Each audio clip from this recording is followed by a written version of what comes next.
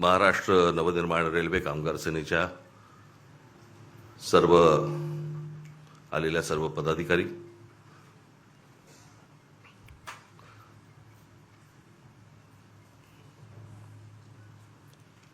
खरं तर तुमचं आमचं नातं हे वेगळ्या प्रकारचं नातं आहे.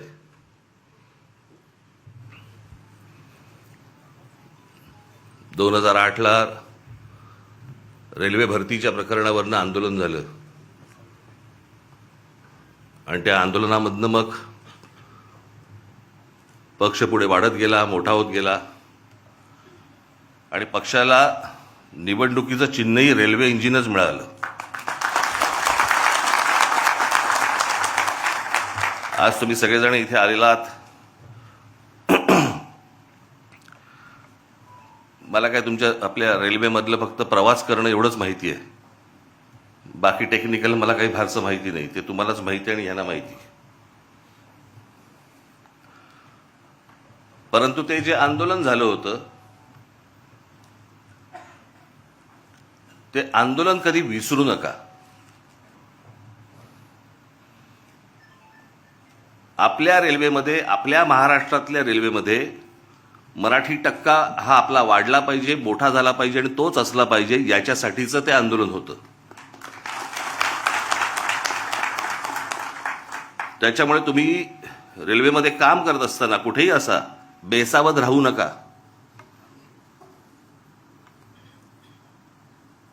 त्या सगळ्या आंदोलनामध्ये आपल्या अनेक महाराष्ट्र सैनिकांना, माझ्यावरती जवळपास 110 केसेस पडल्या. मलाही अटक झाली. आपल्या अनेक महाराष्ट्र सैनिकांना अटक झाली, जेलमध्ये होते. हा जरा लाईट कमी कर रे आणि इकडचा वाढव जरा, ऑडिटोरियम मधला. नाटक आहे का? हा वाढव जरा, इथला वाढव जरा. हा आणि हा कमी कर माझ्या डोळ्यासमोरचा. हा, त्याच्यामुळे तुम्ही कुठे बेसावध राहू नका. त्यावेळेला आठवते तुम्हाला, साधा प्रश्न होता तो की महाराष्ट्रामध्ये जर समजा रेल्वे भरती आहे तर त्या रेल्वे भरतीच्या जाहिराती या उत्तर प्रदेश, बिहारच्या वर्तमानपत्रात का येतात, माझ्या महाराष्ट्राच्या वर्तमानपत्रांमध्ये का येत नाहीत? आणि तिथून हे सगळं सुरू झालं. आणि मग तुम्हाला आठवत असेल ते हजारो लोक त्यावेळेला तिकडे रेल्वे परीक्षा, त्याच वेळेला कळलं हे आलेत कशासाठी, ही कोण माणसं आहेत, कशासाठी आली आहेत. सगळे रेल्वेचे प्लॅटफॉर्म सगळे भरलेत, झोपलेत सगळेजण, कशासाठी बसलेत, कोण आहेत हे. आणि मग आपले काही महाराष्ट्र सैनिक त्यांना विचारपूस करायला गेले. विचारपूस करायला गेल्यावरती त्यातल्या काही जणांनी आपल्या लोकांना आई बहिणीवरनं शिव्या दिल्या. त्या शिव्यांमधनं हे सगळं सुरू झालं. आणि तेव्हा कळलं की महाराष्ट्रामध्ये नोकऱ्या आहेत, महाराष्ट्रातल्या तरुणी ह्या वणवण फिरतायत नोकरीसाठी, आणि महाराष्ट्रातल्या नोकऱ्यांच्या जाहिराती या उत्तर प्रदेश, बिहारमध्ये येत आहेत आणि आपल्याला कल्पना नाही.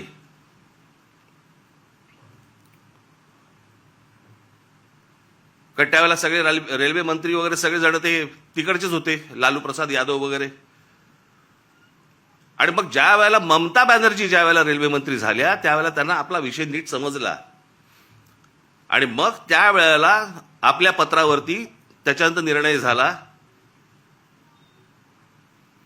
की प्रत्येक राज्यामधल्या आपल्या तुमच्या परीक्षा, रेल्वेच्या परीक्षा या स्थानिक भाषेमध्येच असतील. प्रश्न पत्रिका आणि त्याची उत्तरं पण तुम्हाला स्थानिक भाषेमध्ये, तुमच्या मातृभाषेमध्ये तुम्ही त्याची उत्तर देऊ शकता. असे तेव्हा सगळं सुरू झालं. त्याच्यानंतर वटणीवरती आले आणि मग आपल्या हजारो मराठी पोरांना रेल्वेमध्ये नोकऱ्या लागल्या.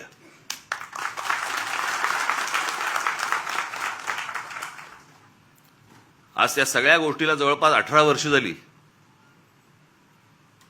पण हे कशासाठी झालं, का झालं, हे तुम्ही विसरता कामा नये.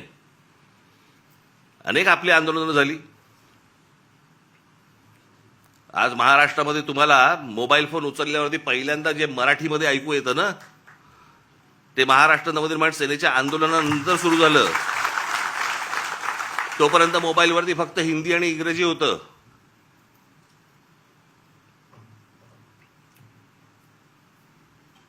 भाषा कुठची वाईट नसते,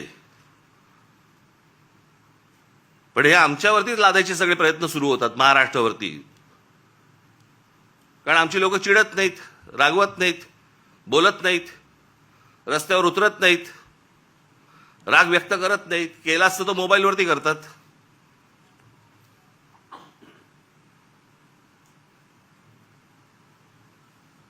त्याच्यामुळे तुम्ही तुमच्या आपल्या रेल्वे स्टेशन्स असतील, रेल्वे भरती असेल, याच्यावरती तुम्ही लक्ष ठेवलं पाहिजे की प्लॅटफॉर्मवरचे स्टॉल्स कोणाला दिले जात आहेत, कोण भरती होत आहेत, कोण माणसं आहेत. बेसावध राहू नका. सतत जे सांगतो ना, पायाखालची जमीन एकदा सरकली गेली ना की परत नाही मिळत.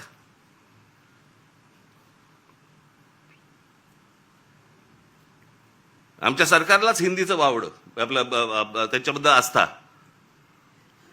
कालचं त्या ह्यांचं मुख्यमंत्र्यांचं फडणवीसांचं भाषण विधानसभेमधलं,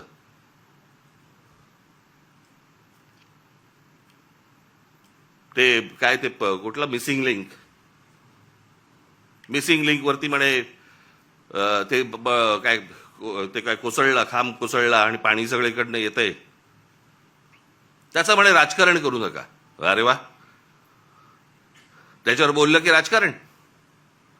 मग इतकी वर्ष आपण काय करत होतात? दुसऱ्यांच्या सरकार जेव्हा होती दुसऱ्यांची, त्यावेळेला तुम्ही काय करत होतात? त्यावेळेला जी आंदोलनं झाली ते राजकारण नव्हतं.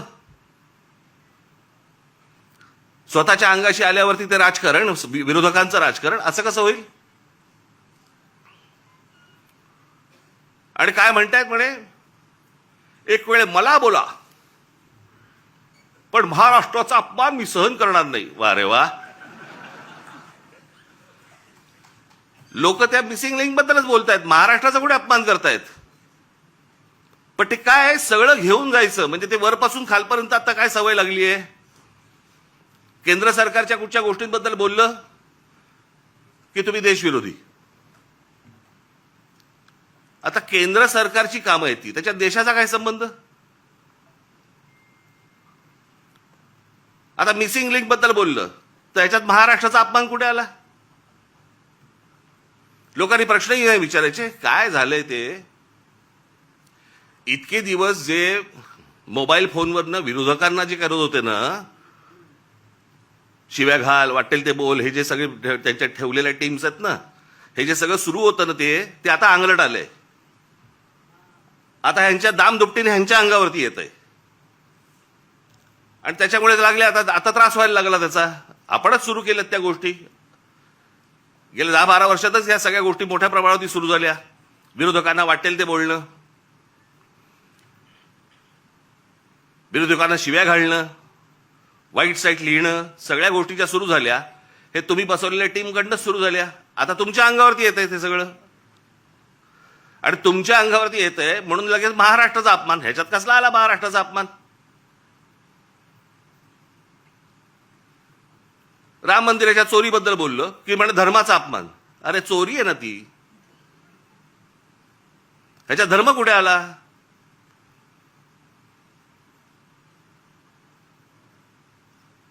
बरं, त्या मंदिराबद्दल आम्हालाही आस्था आहे, प्रत्येक हिंदूला आस्था असेल.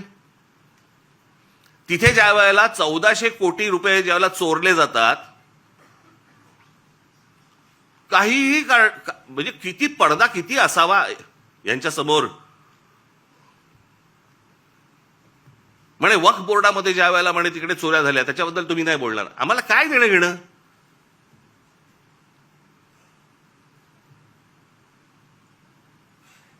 राम मंदिरामध्ये लोकांनी जे दानपेटीमध्ये टाकलं, जे श्रद्धेने त्या मंदिरासाठी दिलं, त्याची जर समजा चोरी होत असेल तर ह्याच्याबद्दल बोलणार नाही, बोलायचं नाही.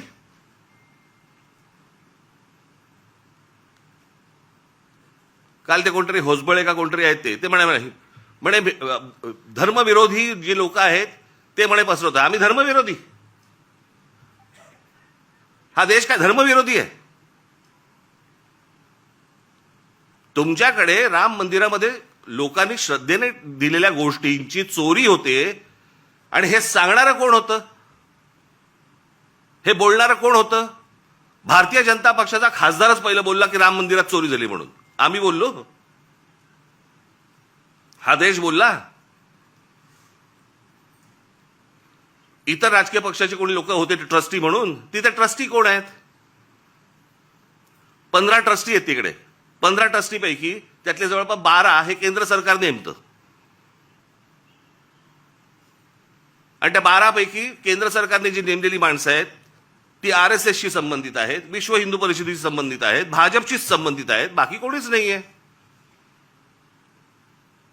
केंद्र सरकार आणि राज्य सरकार नेमलेले IS अधिकारी आहेत. तिथे जर 1400 कोटी, आत्ता 1400 कोटीचा आकडा आलाय, मुळात कितीची चोरी झाली माहिती नाही आपल्याला.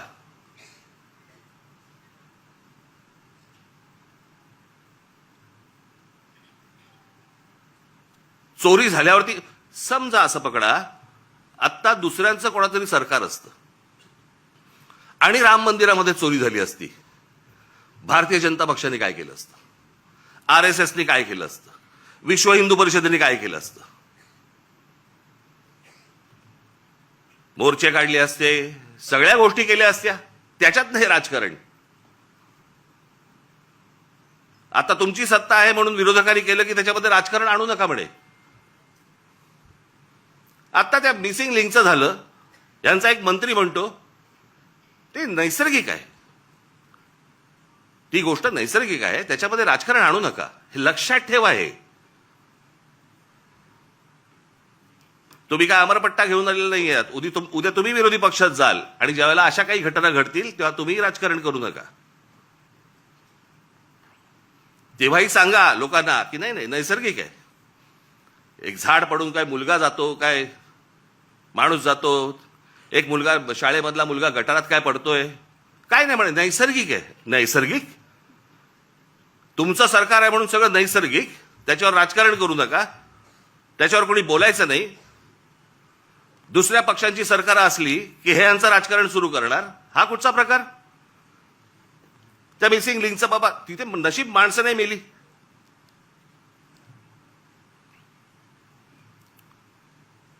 गंमत बघा, त्या मागे 2005 मुंबईमध्ये आला होता ना फ्लड, ते सगळं पाणी वगैरे तुंबलं होतं. 1000 मिलीमीटर पाऊस पडला होता, 1000 मिलीमीटर. काही 2-3 तासाच्या अंतरात त्याला मुंबईची ही हालत झाली होती. 1000 मिलीमीटर. आणि आता 300-350 मिलीमीटर पाऊस पडलाय. मुंबई तशीच तुंबलेलीच आहे.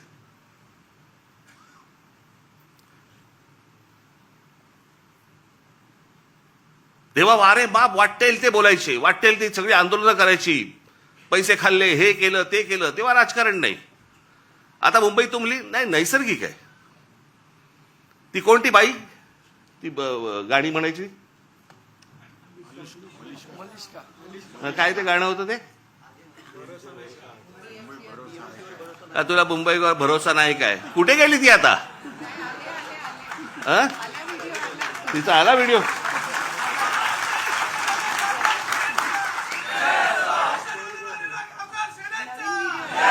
नवीन व्हिडिओ आहे का, जुनाच टाकलाय? नवीन केला असेल तर चांगलं आहे, कोणाला वाहिलेली नाही ती. पण तेव्हा गात होती तेव्हा सुख घेतलं. आता दुसरे जेव्हा बोलायला लागले त्यावेळेला त्रास व्हायला लागला. आता मला दुसरं कळलं नाही, मला मुख्यमंत्र्यांचं विधानसभेतलं भाषण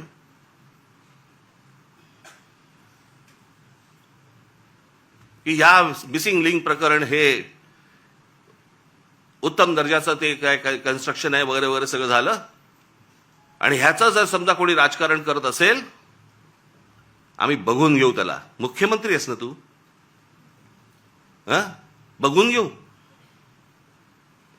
बरं झालं ते झालं. पुढे वाक्य संपल्या हिंदीतून सुरू झाले. मिसिंग लिंक के बारे में अगर कोई राजनीति करे, कोणासाठी हिंदी बोललात? समोरचे आमदार मराठी, महाराष्ट्राची विधानसभा, महाराष्ट्राच्या विधानसभेमध्ये आमचा मुख्यमंत्री, महाराष्ट्राचा मुख्यमंत्री हिंदीत बोलतो. कशासाठी? कोणाला सांगायचं होतं? कदाचित आपल्याच पक्षातल्या वरच्या लोकांना सांगायचं असेल बघून घेईन.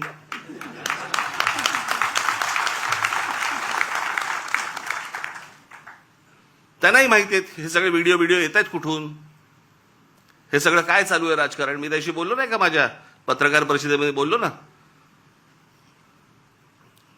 जी काय घमासान सुरू आहे ना आता तिकडे पक्षामध्ये, फक्त बघत राहा, पाहत राहा.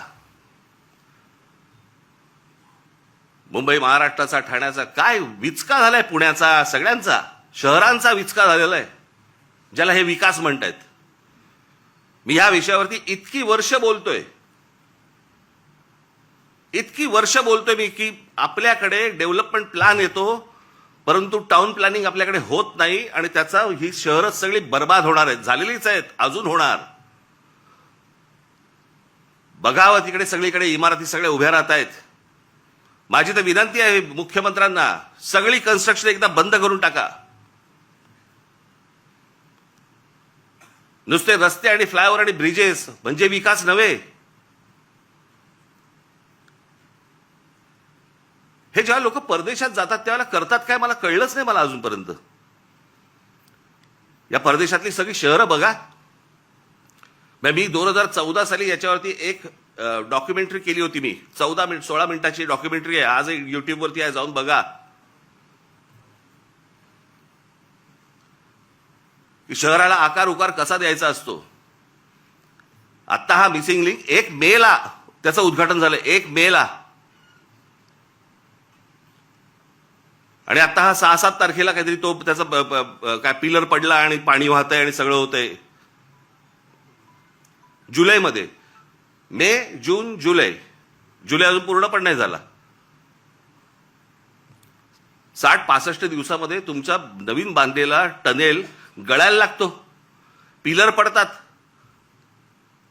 आणि काहीतरी त्यांनी सांगितलं, काहीतरी मी कुठे काय आणले करते ते तुला दिलं होतं मी लिहायला.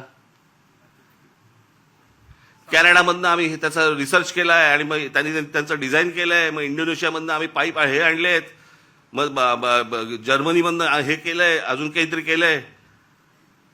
आणि मग भारतीय कॉन्ट्रॅक्टरने तो टनेल बनवलाय. त्यांनाच द्यायचं होतं ना. हे आमचे नितीन सरदेसाई फार छान बोलले त्याच्यावरती. आता आम्ही बोलत असताना ते म्हणाले, मला हे सगळं बघून राज कपूरचं गाणं ऐकू येतं म्हणे, आठवतं. मेरा जूता है जपानी, पतलून है काय इंग्लिस्तानी, सर पे लाल टोपी रूसी म्हणजे रशियन, फिर भी दिल है हिंदुस्तानी. कॉन्ट्रॅक्टर आमचा तो बर्बाद करणार, तुम्ही काळजी करू नका.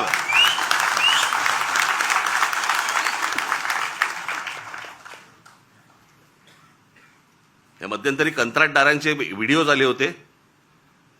कंत्राटदार सांगतायत आपल्या महाराष्ट्रामधली मराठी मुलं मुली जे नव्याने कंत्राटदार झाले त्यांना किती म्हणे, तर जे कंत्राट मिळतं त्यातलं जवळपास 56% पैसे द्यावे लागतात म्हणे, वाटावे लागतात, चारावे लागतात.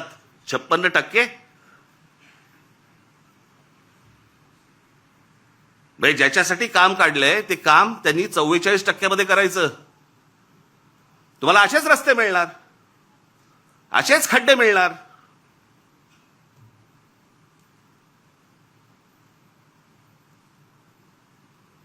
हे आपल्या कंत्राटदारांचं कामच नाही ते. मी त्या मगाशी बोललो ना, मी त्या डॉक्युमेंटरीमध्ये मी म्हटलंय, त्याच्यात दिलंय. छत्रपती शिवाजी टर्मिनस आपलं अगोदरचं VT स्टेशन 1800 सालात बांधलंय. 1800 सालात. त्याला मुंबईची लोकसंख्या पण तेवढी नव्हती. 1800 सालात बांधलेलं रेल्वे स्टेशन आज लोकांना पुरतंय. इतकी लोकसंख्या वाढल्यानंतर पण ह्याला म्हणतात विजन. याला म्हणतात हे काय होऊ शकतं, हे किती लोकांना पुरू शकतं.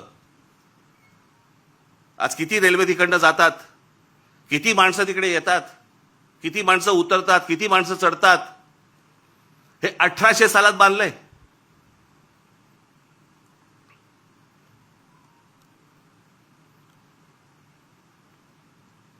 अमेरिकेमधली एम्पायर स्टेट बिल्डिंग, किती उदाहरणं द्यायची हो जगामधली तुम्हाला. एम्पायर स्टेट बिल्डिंग जाऊन बघा, पाहिली नसेल तर तुमची ह्याच्यावरती जा, इंटरनेटवरती जा आणि बघा. ती एम्पायर स्टेट बिल्डिंग ती पण तेव्हाच 1933 साली बांधली. किती वर्ष लागली असतील? ती साधारणपणे 110 मजली उंच आहे, 110 मजली. म्हणजे आता हा हॉल आहे ना, या हॉलच्या चौपट असेल, चौपट 5 पट असेल उंच, 5 पट 6 पट असेल जास्ती, एवढा त्याचा फ्लोअर आहे. 110 मजली उंच आहे ती. किती वर्ष लागली असतील त्याला ती इमारत बांधायला? त्या इमारतीमध्ये खाली ग्राउंड फ्लोअरला बेसमेंटमध्ये एक बॉम्बस्फोट झालाय. त्या इमारतीवरती एक छोटं विमान, परंतु एक विमान आदळलेलं आहे. आजही ती ताठमानेने उभी आहे इमारत, एम्पायर स्टेट बिल्डिंग. किती वर्षात बांधली? 14 महिन्यात. 14 महिन्यात बांधलेली इमारत आहे ती. 14 महिन्यात 1800 साली बांधलेल्या इमारतीला आजही काही होत नाही. त्यांनी बांधलेले ब्रिजेस बघा, त्यांनी बांधलेले फ्लायओव्हर्स बघा. आज ब्रिटिशांच्या काळामध्ये जे फ्लायओव्हर्स बांधले गेले, जे ब्रिजेस बांधले गेले, आपल्याला इंग्लंडवरनं आजही पत्र येतात बरं का. म्हणजे काय प्रकारची सिस्टीम असेल विचार करा. पत्र काय येतात? आम्ही असा असा इथे हा ब्रिज बांधला होता. अशा अनेक ब्रिज बद्दल आलेत ना त्यांची पत्र महाराष्ट्र सरकारला, असा इतरही सरकारना आलेत. असा ब्रिज बांधला होता, त्याची 100 वर्षाची आमची गॅरंटी संपलेली आहे. आता तो तुम्ही बघा. 1947 साली ब्रिटिश गेले, 1947 साली. त्याच्या अगोदर 150 वर्ष त्यांनी राज्य केलं. त्यावेळेला बांधलेले ब्रिजेस आहेत. काय गरज आहे हो त्यांना सांगायची? पण हे फक्त भारतात नाही होत. त्यांनी जिथे जिथे राज्य केलं तिथे तिथे यांची पत्र जातात की आमची गॅरंटी संपली, आमची 100 वर्षाची गॅरंटी होती. 100 वर्ष. हा टिळक ब्रिज पासून सगळे इथला हे त्यांच्या काळात बांधले गेलेले आहेत, अजूनही आहे. मग आमच्याकडे काय होतं?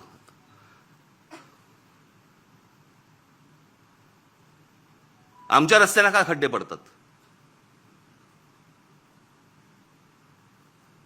बरं, ज्यांनी रस्ते बांधायचे आहेत ते आमचे नितीन गडकरी, ट्रान्सपोर्ट मिनिस्टर.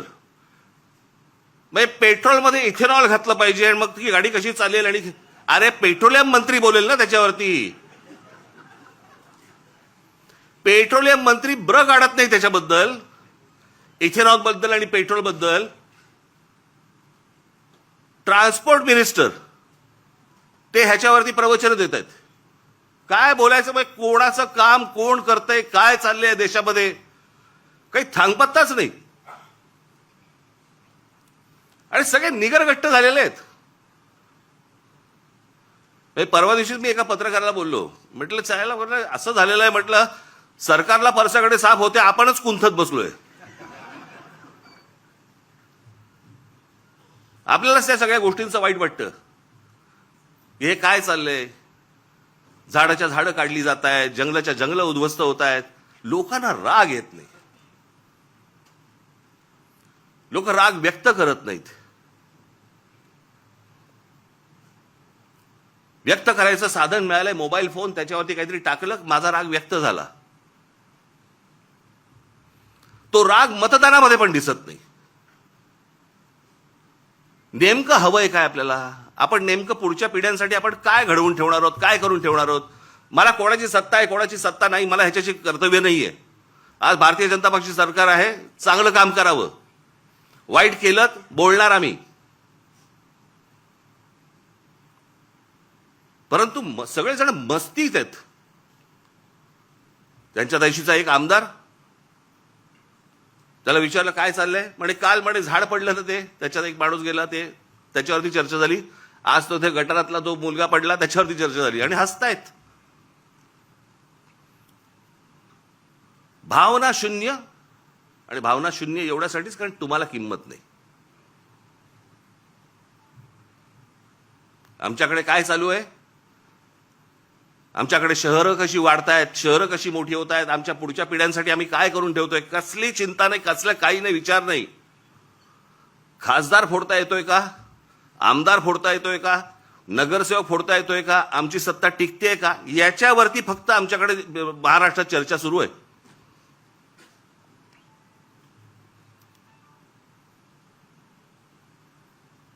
आता काय 3 वर्ष निवडणुका नाहीत, लोक म्हणणार मग आता काय आम्ही चिडून तरी काय, मतदान कुठे. अरे मतदानाची ज्याला वेळ येते ना, त्याला अगोदरचं साचलेल्या गोष्टींचा विचार करायचा असतो.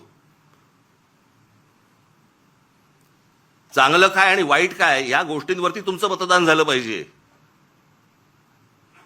उद्या राज ठाकरे जर समजा चुकत असेल, तुम्ही बोललं पाहिजे. इतर पक्ष जर चुकत असतील, बोललं पाहिजे. लोकशाही कशाला म्हणतात ना, ती लोकशाही जर जिवंत ठेवायची असेल ना, मी मागे पण एकदा उदाहरण दिलं होतं, आज मुद्दामून परत देतो उदाहरण तुम्हाला. ज्यावेळेला दुसरं महायुद्ध ज्यावेळेला संपलं ना, ते संपल्यानंतर सगळी वाहवा झाली. इंग्लंडची वाहवा झाली, विन्स्टन चर्चिलची वाहवा झाली. विन्स्टन चर्चिलचं ते एक फेमस त्याची ती मुद्रा होती हाताची, वी फॉर विक्टरी. त्याच्यामध्ये फक्त वी फॉर विक्टरी नव्हतं, वी फॉर विन्स्टन पण होतं, विन्स्टन चर्चिल.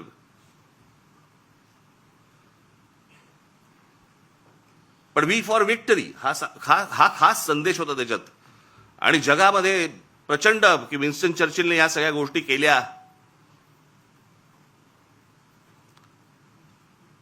8 महिन्यांनी निवडणुका झाल्या आणि 8 महिन्यांनी निवडणुका झाल्यानंतर विन्स्टन चर्चिल आणि त्यांचा पक्ष हरला.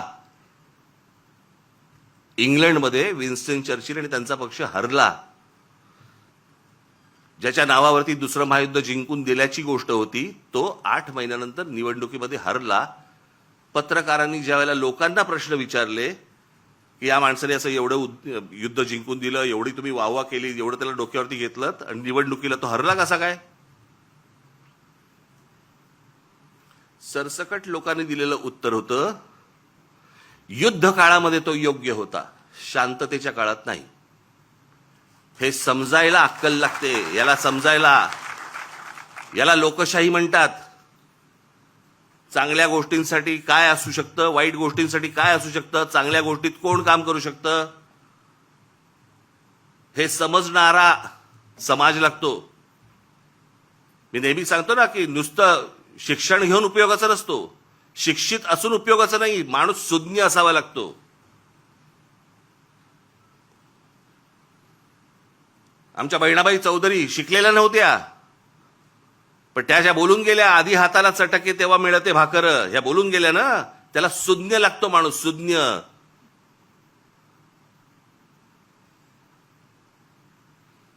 आणि ज्या देशामधला समाज सुज्ञ असतो त्या देशामध्येच प्रगती घडते. काय योग्य काय अयोग्य हे कळणं. नाही तर आम्ही आपल्या सकाळी उठायचं, कामावर जायचं, तेही जातात कामावर. जगामधला प्रत्येक माणूस कामावर जातो, पण विचार करतो. आपण जर या गोष्टींचा विचार नाही केला, कसं होणार मला जरा सांगा.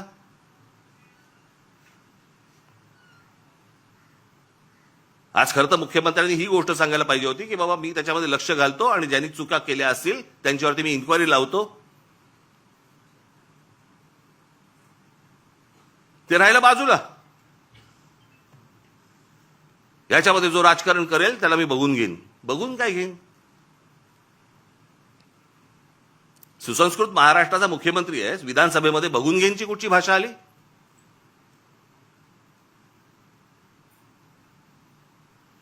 पण हे सगळं सुरू होतं. खासदार सांगतो, एक खासदार सांगतो मी बॉम्ब टाकीन, माझ्या नावावरती 5 मर्डर आहेत.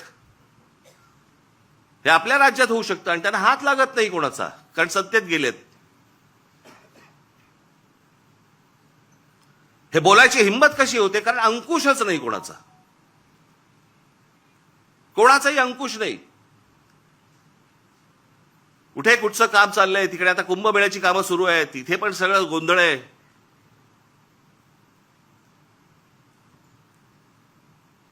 हे जे काय महाराष्ट्रामध्ये चालू आहे, बाबांनो तुम्ही लक्ष ठेवलं पाहिजे, तुम्ही बोललं पाहिजे. बाकीच्या ठिकाणचं तर सोडून द्या, परंतु रेल्वेमध्ये तुम्ही लक्ष दिलं पाहिजेत, लक्ष ठेवलं पाहिजेत. रोज रेल्वे जाते आणि येते, एवढंच लक्ष ठेवण्यासारखं नाहीये. तिथे कोण घुसतायत इथे लक्ष ठेवणं गरजेचं आहे. कोण येतंय, कोण स्टॉल्स टाकतंय, कुठच्या प्रकारची टेंडर्स निघतायत, कुठच्या प्रकारच्या नोकऱ्या निघतायत. स्टॉलची उद्या टेंडर्स निघाली तर ती आपल्या मराठी मुलांना मिळाली पाहिजेत, प्रत्येक स्टेशनला मिळाली पाहिजेत.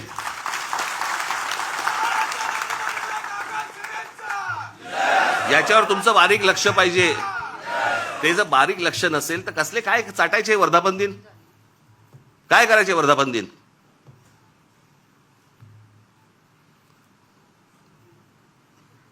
म्हणून मी आपल्याला आज या वर्धापन दिनाच्या दिवशी फक्त तुम्हाला एकच मला तुम्हाला सांगायचंय, जागे राहा, सतर्क राहा, बेसावध राहू नका. आपला मराठी ठसा महाराष्ट्राच्या रेल्वेमधनं पुसला जाणार नाही याच्यासाठी काम करा. धन्यवाद. जय हिंद, जय महाराष्ट्र.